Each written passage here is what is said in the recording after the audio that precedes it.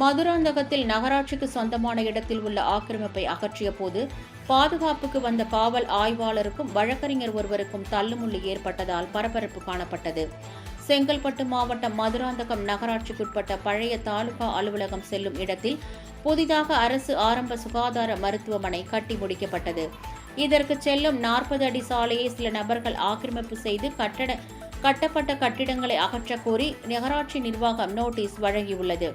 அந்த கட்டிடங்களில் சில வழக்கறிஞர்கள் அலுவலகம் நடத்தி வருகின்றனர். இந்நிலையில் ஆக்கிரமிப்பு கட்டிடங்களை நகராட்சி ஊழியர்கள் ஜேசிபி இயந்திரம் மூலம் அகற்றினர். அப்போது வழக்கறிஞர்கள் வாக்குவாதத்தில் ஈடுபட்டனர். அவர்களிடம் பேச்சுவார்த்தை நடத்த வந்த காவல் ஆய்வாளருக்கும் வழக்கறிஞர் ஒருவருக்கும் தள்ளுமுள்ளு ஏற்பட்டது. பின்னர் ஆக்கிரமிப்புகளை அகற்ற கூடுதலாக 15 நாட்கள் அவகாசம் வழங்க வேண்டும் என்று நகராட்சி ஆணையரிடம் ஆக்கிரமிப்பாளர்கள் கோரிக்கை விடுத்தனர்.